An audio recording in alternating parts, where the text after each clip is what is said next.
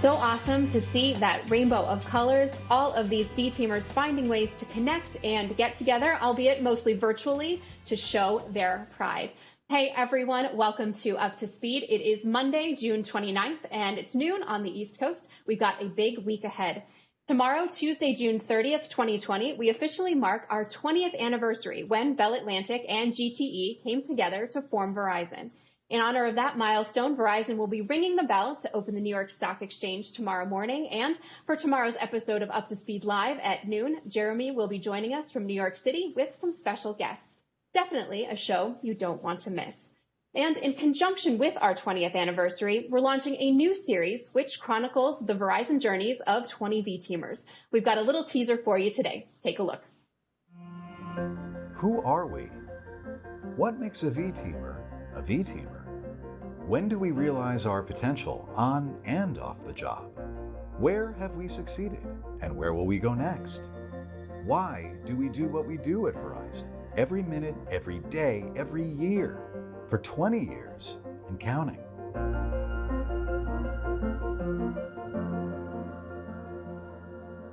Tune in tomorrow for the first employee video in that series. And as part of these interviews, employees are sharing why they joined Verizon and what makes them stay. And you'll undoubtedly hear a lot of reasons. But one of the big ones is our commitment to one another. And nowhere was that more evident than when Jeremy Washburn shared their coming out story with us and the support they received from their V-Team family to be their authentic self. This is one of the most compelling stories we've shared so far in Pride Month. Take a look.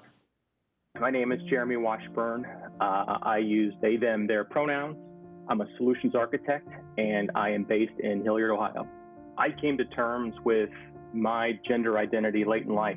I was well into my 30s, and I really didn't understand everything. It wasn't something that was on my radar. I leveraged Verizon's resources where you can go out and have meaningful conversations with professionals, therapists.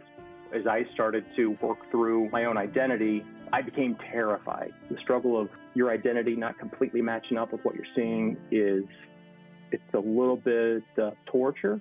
Somebody who identifies as transgender,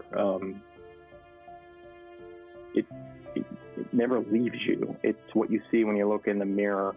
It's when you're asked to turn in your picture for your ID badge at work. When you need to put an avatar on LinkedIn, it's hard. It's not until we let those things go to say, hey, listen, you can't change who you are. You are who you are. Be the best person you can be, and let that be what people judge you by.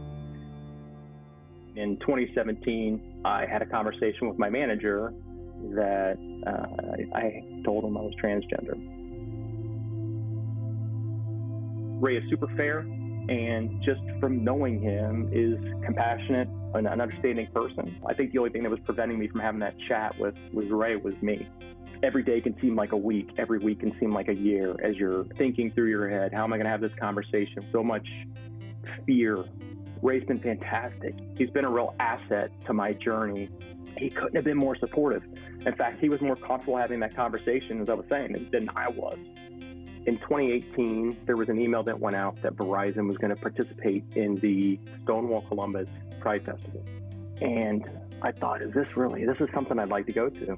This is something that I think I should be a part of and I want to be a part of. But I was instantly thinking of all the reasons not to do it. And Ray came over.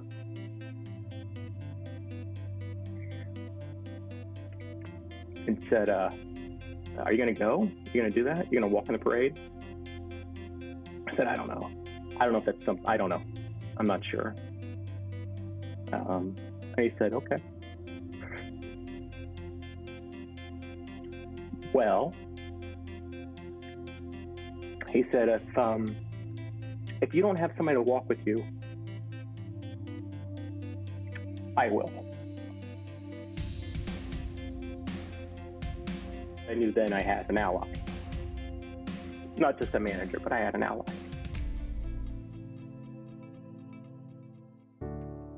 Coming out at Verizon has been easier than coming out in aspects of my own personal life. We have a credo, we follow the credo. It's the real deal. They get diversity makes us better. And it's important for us as leaders, for us as managers, as individual contributors to uphold that part of the credo. So many things that I worried about, they were unjustified, and I gave them so much dominion over how I would respond to having those conversations, that I would delay conversations because I presumed acceptance would not be there for me. It's a long road, but sometimes we walk it alone, and we just don't have to. It's great to find friends that are in the community, ask them questions, ask them how they work through different scenarios. Just because their experience has been had, it doesn't mean that's going to be your experience. But I can tell you, have those conversations, think through some of those things, but don't let yourself stop you. Jeremy, thank you so much for sharing your story. And Jeremy is one of the leaders of our LGBTQ employee resource group. And this year, Verizon's ERG Globe and Verizon Media's ERG Prism came together to form Prism of Verizon. And they've hosted several events throughout the month to mark Pride Month, including this fun event. On a Sunday earlier this month, Prism of Verizon members joined an online event where they were led through making a multi-layer rainbow cake. And as you can see from these photos, the results were not only amazing to look at, but I hear a joy to eat. Now, beyond just celebrating among the V team, we used Verizon Media's Build platform to have important conversations on the heels of a landmark Supreme Court decision. Hosted by Build's own Monet Exchange, there was an engaging conversation addressing the many ways we can all become advocates for change. Take a look. If you had one call of action to people watching this broadcast or people who may watch it later or who may watch it 5 years from now, what is your one call to action that you would say? Let's start with Stuart and Miriam. Well, it's what I said before. It's why my uncle gave his life is to be visible, is to be an everyday hero. You don't have to be. I mean, my uncle said it best. You don't have to be marching in the streets. You don't have to be. You need to be authentic. You need to take off your mask, and you need to stand up. Check out the full event at full replay of the event at buildseries.com. And speaking of being an advocate for change, you've got to meet V-teamer Chris McConday. Chris is a customer care rep at our Wilmington, North Carolina call center who's been on an extraordinary journey. Chris is a Navy vet, a parent of two, and a member of the LGBTQ community.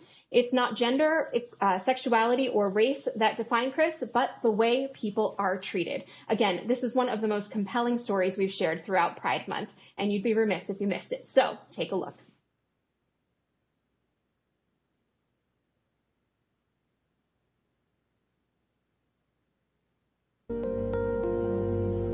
My name is Kristen McCondy. I'm a Navy veteran, mother of two. I don't like to classify myself as one gender. I feel like that spectrum is so fluid. Today I might feel like a princess with my daughter when we do a tea party. Tomorrow I might feel like the big old lumberjack when I'm chopping firewood from a fire pit. When I was in the Navy, Don't Ask, Don't Tell was really, really big, and it was something that we kind of lived in fear of. Well, it wasn't until I got to Verizon where I was allowed to actually think about what made me comfortable. And I still don't have to feel about how's this going to affect me, how's this going to affect my progression, am I going to be ostracized? It's a great feeling.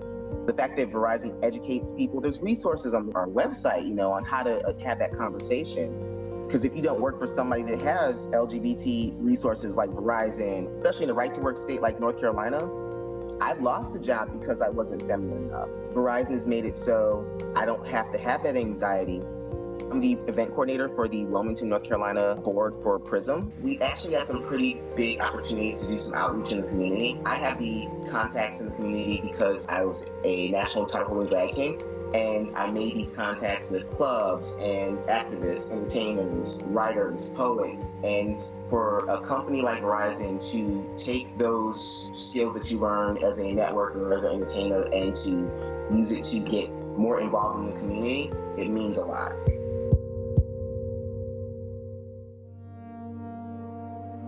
Wilmington has a history that's not really spoken of about racial tension. And so it's been kind of this everyday building to get that history re-recognized. My daughter's father and the other organizers, Black Lives Matter Wilmington, they have permits to protest every day from 12 to 9 p.m. every day to the end of the year. Verizon has proven that they're going to do the right thing. When I saw Hans to the $10 million to the specific agencies and companies that, are in the forefront of the movement and give that statement that this is the right thing to do and this is where Verizon's going, despite what anyone else were to think, it really made me feel like me as an employee, whether I'm a small employee 2 years in, to employees all over the US, even other countries, since we have partnerships with other countries, that we matter. Right now, there's this huge heteronormative idea of the people that are being affected by these protests. It transcends that. Gender is just like the secondary kind of subtitle, because at the end of the day, most African Americans learn we are Black first, we are everything else after that. If we can't honestly have a conversation involving all lives, then again, it just kind of erases that narrative that all lives matter. You have stories that aren't being told. The same time that George Floyd happened, a African American trans man was shot by police in Florida. There's also that fear and that double impacting nightmare of, if you're involved in a situation and you don't present as the gender that they assume you're supposed to be, your whole existence gets erased.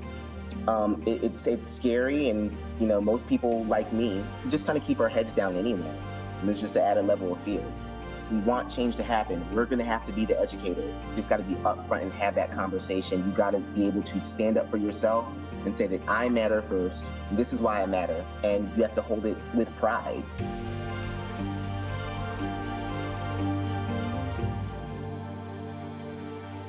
Chris, Jeremy, thank you so much for sharing your stories with us during Pride Month this June. And if you're still looking for ways to show your support for Pride, we've got a couple of ideas for you. First, you can still get one of these t-shirts. We've got all of the details for you on the web. And V-Teamer and Systems Engineering Specialist Jason Trometer reminds us that we can still hop on our bikes or pull on our sneakers and ride and run with pride. Using the Zwift app to virtually join these events and train with fellow Pride participants every Tuesday and Saturday in June, Zwift is donating $25,000 to Athlete Ally.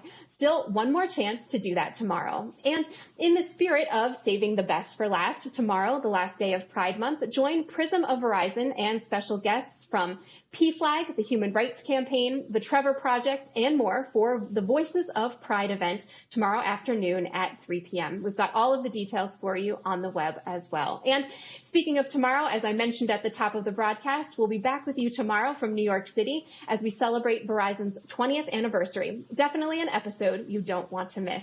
We'll see you back here tomorrow then, and until next time, you're up to speed.